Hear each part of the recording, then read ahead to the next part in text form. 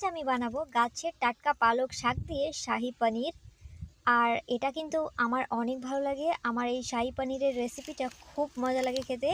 So আজকে আমি আমার গাছের পালক শাক দিয়ে বানাবো। এই প্রথম আমি হারভেস্ট করতে চলেছি। আমি এই ক্ষেতটা পুরোই লাগিয়েছিলাম, কিন্তু মুরগিতে সব নষ্ট করে দিয়েছিল। এখন কিছুটা বেঁচে আছে। সো অনেক দিন থেকেই ভাবছিলাম যে খাবো খাবো, তারপরে আর তোলাই হচ্ছিল না, খাওয়াই হচ্ছিল না, তাই জন্য আজকে ফাইনালি চলেই এলাম নিতে। আর এত সুন্দর হয়েছে চেহারা। আর মুরগিতে যদি নষ্ট না করতো, দেখো এখনো পাতাটা ভাঙাচোরা আছে, প্রায় মুরগি ঢুকে ঢুকে এখানে নষ্ট করে দেয়।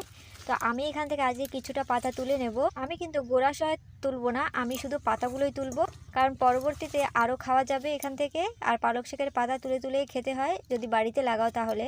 আমি এতে কিন্তু কোনো সার দিইনি, শুধু এর মাটি যখন তৈরি করেছিলাম এটা লাগানোর জন্য, তখন আমি একটু গোবর সার মিশিয়েছিলাম। আর এখন শুধু জল ছাড়া আর কিছুই দেইনি। আরও সুন্দর হতো, শুধু মুরগির জন্য খেয়ে ফেলে মুরগিতে পাতাগুলো, এত সুন্দর নরম নরম।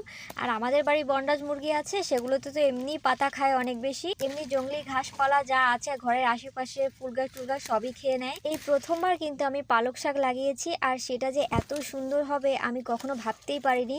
তো নেক্সট শীতে আমি আবার লাগাবো, আর তখন একটু ভালো করে কায়দা করে নেব, না হলে মুরগিতে নষ্ট করে দেয়। দেখো কত সুন্দর দেখতে হয়েছে, আমার তো শুধু দেখতে ইচ্ছে করে।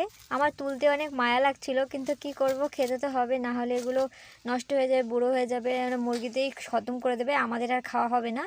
সো আমার কিন্তু অনেকটা পাতাই তোলা হয়ে গেছে, আর আমাদের দরকার নেই। তো এগুলো নিয়ে আমি ঘরে চলে যাব। আমি কিন্তু রেসিপিটা বানানো সেটা তোমাদের সঙ্গে শেয়ার করতে পারছি না। তো আজকের জন্য এই পর্যন্ত। ভিডিওটি ভালো লাগলে লাইক শেয়ার কমেন্ট করে আমার চ্যানেল তো সাবস্ক্রাইব করে দিও।